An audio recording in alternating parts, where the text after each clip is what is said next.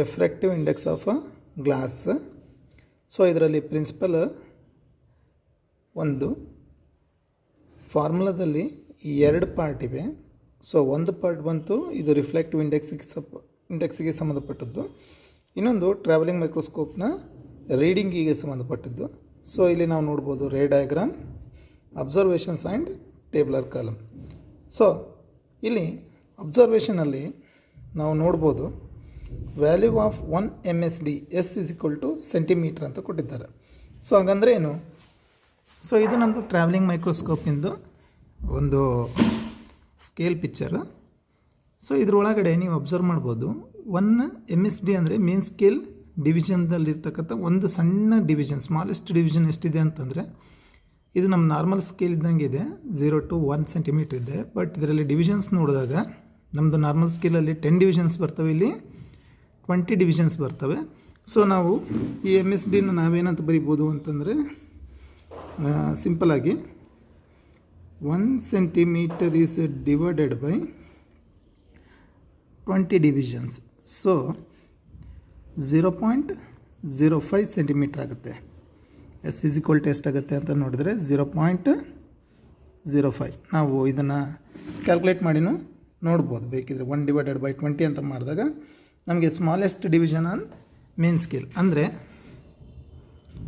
ಈ 0ಇಂದ first division ನಡುವೆ ಇರ್ತಕ್ಕಂಥ ಅಂತರನ ನಾವೇನಂತ ಕರಿಬೇಕಾಗುತ್ತೆ, ಇಲ್ಲಿ MSD ಅಂತ ಕರಿತೀವಿ. ಸೊ ಇಲ್ಲಿ number of divisions on vernier scale N ಅಂತಿದೆ. ಸೊ ವರ್ನಿಯರ್ ಸ್ಕೇಲ್ ಅಂದರೆ ಈ ಸ್ಕೇಲ್ಗೆ ನಾವೇನಂತ ಕರಿತೀವಿ, ವರ್ನಿಯರ್ ಸ್ಕೇಲ್. ಇಲ್ಲಿ ನೋಡ್ಬೋದು 0ಇಂದ ಇಲ್ಲಿಗೆ 10, 20, 30, 40, 50. ಸೊ ಟೋಟಲ್ ಎಷ್ಟು ಡಿವಿಷನ್ಸ್ ಇವೆ? 50 ಡಿವಿಷನ್ಸ್ ಇವೆ. ಸೊ N ವ್ಯಾಲ್ಯೂ ನಾವೇನಂತ ಬರಿತೀವಿ, ಇಲ್ಲಿ 50 ಅಂತ ಬರಿತೀವಿ. ಸೊ ಇಲ್ಲಿ ಈ S/N ಅಂತ ಕೇಳಿದಾರೆ. S/N ಅಂದರೆ ಏನಂತೆ 0.05 ಡಿವೈಡೆಡ್ ಬೈ 50 ಅಂತ ಆಗುತ್ತೆ. ಸೊ ಇದರ ಆನ್ಸರ್ ಎಷ್ಟು ಬರುತ್ತೆ ಅಂದರೆ 0.001 ಸೆಂಟಿಮೀಟ್ರ್ ಅಂತ ಬರುತ್ತೆ. ಸೊ ಇದು ನಮ್ಮದೇನಾಗಿರುತ್ತೆ, ಲೀಸ್ಟ್ ಕೌಂಟ್ ಅಂತ ಹೇಳ್ತೀವಿ. ಏನಂತ ಹೇಳ್ತೀವಿ? ಲೀಸ್ಟ್ ಕೌಂಟ್ ಅಂತ ಹೇಳ್ತೀವಿ. ಸೊ ಈ ಪಾಯಿಂಟ್ಸ್ಗಳು ನಾವೆಲ್ಲಿ ಯೂಸ್ ಮಾಡ್ತೀವಿ ಅಂತಂದರೆ ಈ ಟೋಟಲ್ ರೀಡಿಂಗ್ ಅಂತ ಬರಿತೀವಿ. ಟ್ರಾವೆಲಿಂಗ್ ಮೈಕ್ರೋಸ್ಕೋಪಿಂದು ಟೋಟಲ್ ರೀಡಿಂಗ್ ಬರಿಬೇಕಾದ್ರೆ MSR ಅಂತಂತಂದರೆ ಈ ಮೇನ್ ಸ್ಕೇಲ್ನಲ್ಲಿ ಈ 0 ಎಲ್ಲಿ ನಿಲ್ಲುತ್ತೋ ಆ ರೀಡಿಂಗ್ ನಮ್ಮದು ಮೇನ್ ಸ್ಕೇಲ್ ರೀಡಿಂಗ್ ಆಗಿರುತ್ತೆ. CVD ಅಂತಂದರೆ ಈ 50 ಡಿವಿಷನ್ಸಲ್ಲಿ, ಸೊ ಟೋಟಲಾಗಿ 50 ಡಿವಿಷನ್ಸಲ್ಲಿ ಯಾವುದಾದ್ರು ಒಂದು ಡಿವಿಷನ್ ಏನಾಗಿರುತ್ತೆ ಮೇನ್ ಸ್ಕೇಲ್ ಜೊತೆ ಕೋಯಿನ್ಸೈಡ್ ಆಗಿರುತ್ತೆ. ಸೊ ಆ ಡಿವಿಷನ್ನ ನಾವೇನಂತ ಹೇಳ್ತೀವಿ, ಕೋಯಿನ್ಸೈಡ್ ಡಿವಿಷನ್ ಅಂತ ಹೇಳ್ತೀವಿ. ಸೊ ಅದನ್ನು ನಾವೆಲ್ಲಿ ಬರಿತೀವಿ, ನಾವು ಇಲ್ಲಿ CVD ಹತ್ರ ಬರಿತೀವಿ. ಸೊ LC ಅಂತಂದರೆ ಈಗ ತಾನೇ ಕ್ಯಾಲ್ಕುಲೇಟ್ ಮಾಡಿರ್ತಕ್ಕಂಥ LC ವ್ಯಾಲ್ಯೂನ ಬರಿತೀವಿ. ಸೊ ಇನಿಷಿಯಲ್ ಆಗಿ ನಾವು ಹೇಗೆ ಅಡ್ಜಸ್ಟ್ಮೆಂಟ್ ಮಾಡ್ಕೊಳ್ತೀವಿ ಎಕ್ಸ್ಪರಿಮೆಂಟನ್ನ ಅಂತ ನಾವು ನೋಡಿದ್ರೆ, ಒಂದು ಕೆಳಗಡೆ ನಾವು ಮಾರ್ಕ್ ಮಾಡ್ತೀವಿ. ಮನೆಗೆ ಪ್ರೊಸೀಜರಲ್ಲಿ ಚಾಕ್ ಪೌಡ್ರ್ ಹಾಕ್ರಿ ಅಂತ ಹೇಳಿದ್ದಾರೆ. ಸೊ ಅದ್ರ ಬದಲಾಗಿ ನಾವೇನು ಮಾಡ್ತಾಯಿದ್ವಿ, ಮಾರ್ಕ್ ಮಾಡ್ತಾಯಿದ್ವಿ. ಸೊ ಈ ಮಾರ್ಕ್ ಏನಾಗಬೇಕು, ಕಂಪ್ಲೀಟಾಗಿ ಫೋಕಸ್ ಆಗಿ ಕಾಣಬೇಕು, ಕ್ಲೀನಾಗಿ ಕಾಣಬೇಕಂತ ಹೇಳ್ತೀವಿ. ಹೇಗೆ ಕಾಣಬೇಕಂತಂದರೆ, ಕ್ಲೀನಾಗಿ ಕಾಣಬೇಕಾದ್ರೆ ನಾವೇನು ಮಾಡಬೇಕು, ಈ ಪಕ್ಕಕ್ಕಿರ್ತಕ್ಕಂಥ ಫೈನ್ ಅಡ್ಜಸ್ಟ್ಮೆಂಟ್ನ ನಾವು ಅಡ್ಜಸ್ಟ್ ಮಾಡಿದಾಗ ಇದೇನಾಗುತ್ತೆ, ಕ್ಲೀನಾಗಿ ಕಾಣುತ್ತೆ. ಸೊ ಫಸ್ಟಿಗೆ ಫೈನ್ ಅಡ್ಜಸ್ಟ್ಮೆಂಟ್ ಮಾಡಿದ ಮೇಲೆ ನೋಡೋಣ. ಸೊ ಈ ಪಾಯಿಂಟಲ್ಲಿ ಫೈನ್ ಅಡ್ಜಸ್ಟ್ಮೆಂಟ್ ಮಾಡಿದ್ದೆ. ಸೊ ನೋಡಿದಾಗ ಇಲ್ಲಿ ನೋಡಿ ಕ್ಲೀನಾಗಿ ಕಾಣಬೇಕು. ನಮ್ಮ ಮಾರ್ಕ್ ಹೆಂಗೆ ಕಾಣಬೇಕು, ತುಂಬ ಕ್ಲೀನಾಗಿ ಕ್ಲಿಯರಾಗಿ ಕಾಣಬೇಕು. ಸೊ ಈ ಪಾಯಿಂಟ್ಗೆ ನಾವು ಅಡ್ಜಸ್ಟ್ ಮಾಡಿದಾಗ ಇಲ್ಲಿ ನೋಡ್ಬೋದು ನಮ್ಮದು 0 ಎಲ್ಲಿ ಬಂದು ನಿಂತಿದೆ ಅಂತಂದರೆ ಎಕ್ಸಾಕ್ಟಾಗಿ 3ಗೆ ನಾವು ಇಟ್ಕೊಂಡಿದ್ದೀವಿ. ಸೊ ಕೋಯಿನ್ಸೈಡ್ ಅಂತಂದಾಗ ಇಲ್ಲೇನು ಮಾಡಬೇಕು, ನಾವು ಈ ಪಾಯಿಂಟ್ನ ಅಬ್ಸರ್ವ್ ಮಾಡಿದರೆ ಕೋಯಿನ್ಸೈಡ್ ಡಿವಿಷನ್ಸ್ ನೋಡಿ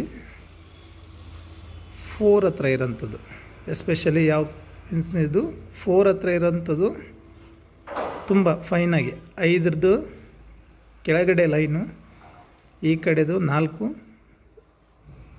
ಮೇನ್ ಸ್ಕೇಲ್ ಜೊತೆ ಕೋಯಿನ್ಸೈಡ್ ಆಗಿರೋದ್ರಿಂದಾಗಿ ನಾನು ಕೋಯಿನ್ಸೈಡ್ ಡಿವಿಷನ್ಸ್ ಎಷ್ಟು ಅಂತ ತೊಗೊತೀನಿ, 40 ಅಂತ ತೊಗೊತೀನಿ. ಸೊ ಫಸ್ಟು ರೀಡಿಂಗ್ ನಾವು R1 ಹೇಗೆ ಬರ್ಕೋಬೇಕು ಅನ್ನೋದನ್ನು ನಾನು ತೋರಿಸ್ಕೊಡ್ತೀನಿ.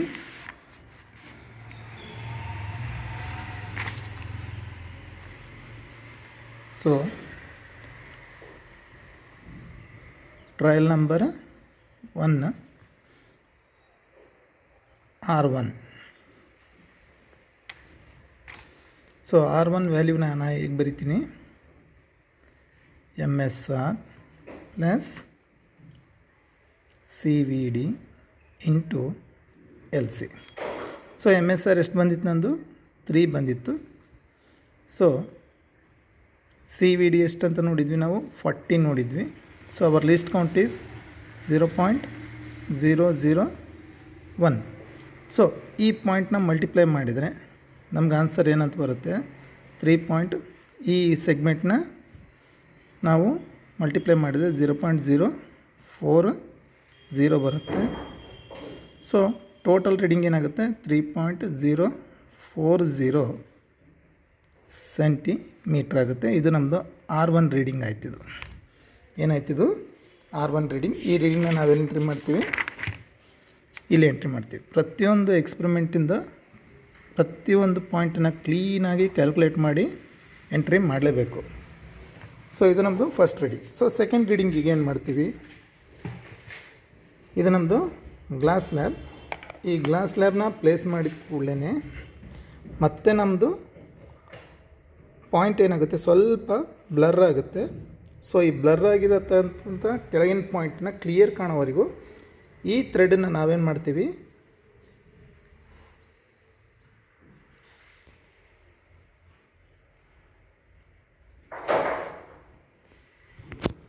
ಸೊ ನಾವೇನು ಮಾಡಬೇಕಾಗುತ್ತೆ, ಈ ಥ್ರೆಡನ್ನು ಲೂಸ್ ಮಾಡ್ತಾ ಬರಬೇಕು. ಎಲ್ಲಿವರೆಗೂ ಲೂಸ್ ಮಾಡಬೇಕು ಅಂತಂದರೆ ಆ ಪಾಯಿಂಟ್ ನಮಗೇನಾಗಬೇಕು, ಮತ್ತೊಮ್ಮೆ ಕ್ಲಿಯರಾಗಿ ಕಾಣೋದಕ್ಕೆ ಸ್ಟಾರ್ಟ್ ಆಗಬೇಕು. ಇಲ್ಲಿಂದ ನೋಡ್ಬೇಕು ನಾವು ಆ ಪಾಯಿಂಟ್ನ. ಸೊ ಆ ಪಾಯಿಂಟ್ ಮತ್ತೊಮ್ಮೆ ನಮಗೇನಾಗಬೇಕು, ಅದು ಕ್ಲಿಯರಾಗಿ ಕಾಣಬೇಕು. ಸೊ ಎಲ್ಲಿಗೆ ಕಾಣ್ತಿದೆ ಅಂತ ನೋಡೋಣ. ನಾವು ನೋಡ್ಬೋದು, ಇದು 3.6 ವರೆಗೂ ಮೇನ್ ಸ್ಕೇಲ್ ರೀಡಿಂಗ್ ಕಾಣ್ತಾಯಿದೆ. So 3 ಕೆಳಗಿದೆ, 3.5 and 6. ಸೊ ಕೋಯಿನ್ಸೈಡ್ ಅಂತ ನೋಡಿದಾಗ ನಮಗೆ ಕೋಯಿನ್ಸೈಡ್ ವ್ಯಾಲ್ಯೂ 43 ಹತ್ರ ಇರೋ ಕೋಯಿನ್ಸೈಡ್ ವ್ಯಾಲ್ಯೂ ಕ್ಲಿಯರಾಗಿ ಕೋಯಿನ್ಸೈಡ್ ಆದಂಗೆ ಕಾಣ್ತಾ ಇದೆ. 43ಇಂದ 45 ತನಕ ನೋಡಿದಾಗ ನೋಡಿ, ಅಲ್ಲಿ ಕ್ಲಿಯರಾಗಿ 45th CVD ವರ್ನಿಯರ್ ಸ್ಕೇಲ್ 43, 44, 45. 45 ನೋಡ್ರಿ, 6th ಕೆಳಗಡೆ 2 ಲೈನ್ ಅಂದರೆ 5.8 ಲೈನ್ದು ಮತ್ತು 45th ಲೈನ್ಸ್ ಏನಾಗಿವೆ, ಪ್ರಾಪರಾಗಿ ಕೋಯಿನ್ಸೈಡ್ ಆಗಿವೆ. ಸೊ ನಮ್ಮ ಸೆಕೆಂಡ್ ರೀಡಿಂಗ್ ಏನಾಗುತ್ತೆ ಅಂದರೆ,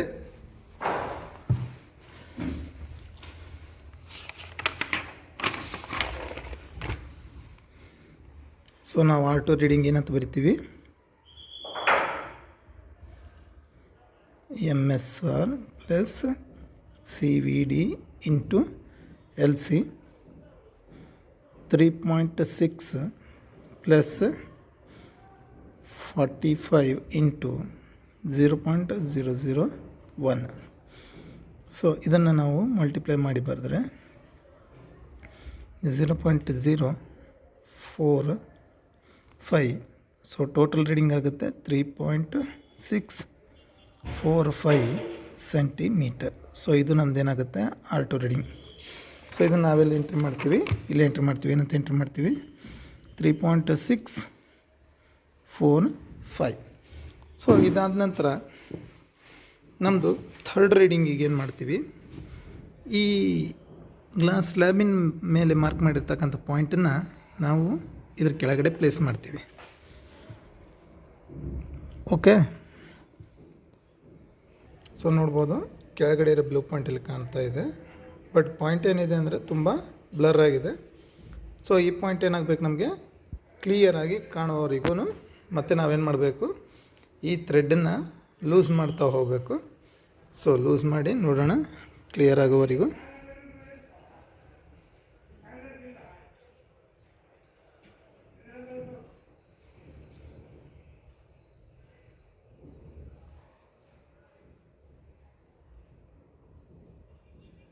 ಸೊ ಪಾಯಿಂಟ್ ಏನಾಗ್ತಾ ಇದೆ, ಈಗ ತುಂಬ ಕ್ಲೀನಾಗಿ ಕಾಣ್ತಾ ಇದೆ. ಎಡ್ಜಸ್ ನೋಡಿದ್ರೆ ಕ್ಲಿಯರಾಗಿ ಅರ್ಥ ಆಗುತ್ತೆ ನಿಮಗೆ.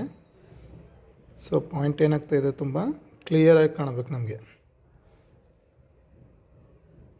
ಸೊ ಈಗ ನೋಡ್ಬೋದು ಪಾಯಿಂಟ್ ತುಂಬ ಕ್ಲಿಯರಾಗಿ ನೀಟಾಗಿ ಕಾಣ್ತಾ ಇದೆ.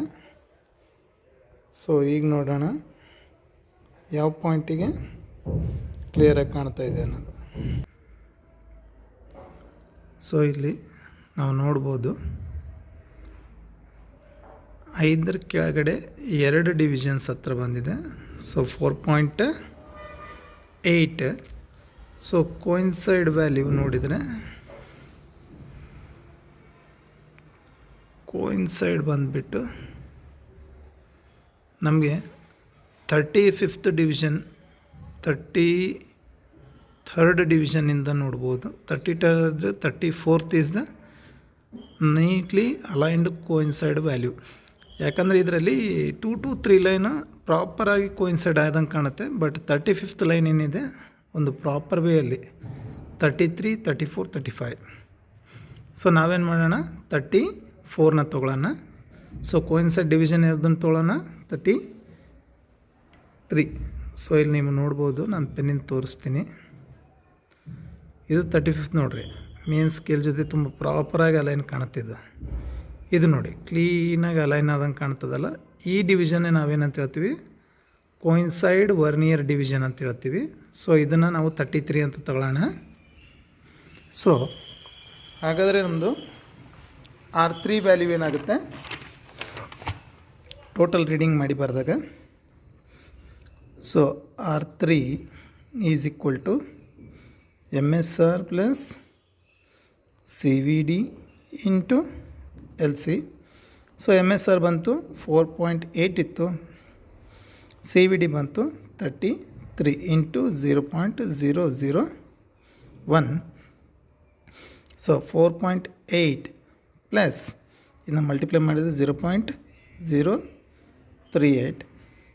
ಸೊ ಟೋಟಲಾಗಿ ನಮ್ಮದು ಟೋಟಲ್ ರೀಡಿಂಗ್ ಆಗುತ್ತೆ 383 ಸೆಂಟಿಮೀಟರ್. ಇದು ನಮ್ಮದು R3.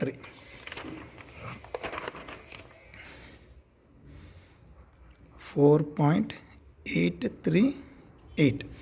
ಈಗ NG ಏನಂತ ಹೇಳುತ್ತೆ, R3 minus R1, R3 divided by R3 minus R2. So NW is equal to R3 minus R1 divided by R3 minus R2. So R3 ಅಂದರೆ ಎಷ್ಟಿದೆ ನಮ್ಮ ಹತ್ರ, 4.838 ಇದೆ. R1 ವ್ಯಾಲ್ಯೂ 3.040 ಇದೆ. So whole divided by R3 value 4.838 minus R2 value 3.645. So ಇದ್ರದ್ದು ವ್ಯಾಲ್ಯೂಗಳನ್ನ ನಾವೇನು ಮಾಡಬೇಕಾಗತ್ತೆ, calculate ಮಾಡಬೇಕಾಗತ್ತೆ. ಸೊ ಇವೆರಡು ಮೈನಸ್ ಮಾಡಿದ ವ್ಯಾಲ್ಯೂ ಇಷ್ಟು ಬರ್ತಾಯಿದೆ. ಸೊ ಡಿವೈಡ್ ಮಾಡಿದ value it is nearly about 1.5 ಬರ್ತಾಯಿದೆ. ಸೊ ಹಾಗಾಗಿ ನಮ್ಮದು ರಿಫ್ರಾಕ್ಟಿವ್ ಇಂಡೆಕ್ಸ್ ಆಫ್ ಗ್ಲಾಸ್ ಎಷ್ಟಾಗುತ್ತೆ, 1.5. ಸೊ ಇದಕ್ಕೆ ಯಾವುದೇ ರೀತಿಯ ಯೂನಿಟ್ ಇರೋದಿಲ್ಲ, ಇದೊಂದು ನಂಬರ್ ಆಗಿರುತ್ತೆ. ಹಾಗಾಗಿ ರಿಫ್ರಾಕ್ಟಿವ್ ಇಂಡೆಕ್ಸ್ ಆಫ್ ಗ್ಲಾಸ್ ಅಂದಾಗ ನಾವು ಎಷ್ಟು ಬರಿತೀವಿ, 1.5. ಸೊ ಇಲ್ಲಿಗೆ ನಾವು ಇದಕ್ಕೆ ರಿಲೇಟೆಡ್ ಇರ್ತಕ್ಕಂಥ ಎಲ್ಲ ಪ್ರಾಕ್ಟಿಕಲ್ ಎಕ್ಸಾಮಿನೇಷನ್ ಪಾಯಿಂಟ್ ಆಫ್ ವ್ಯೂನಿಂದ ಏನೇನು ಪಾಯಿಂಟ್ಸ್ ಕವರ್ ಮಾಡಬೇಕು ಕಂಪ್ಲೀಟ್ ಆಗಿದೆ. So thank you.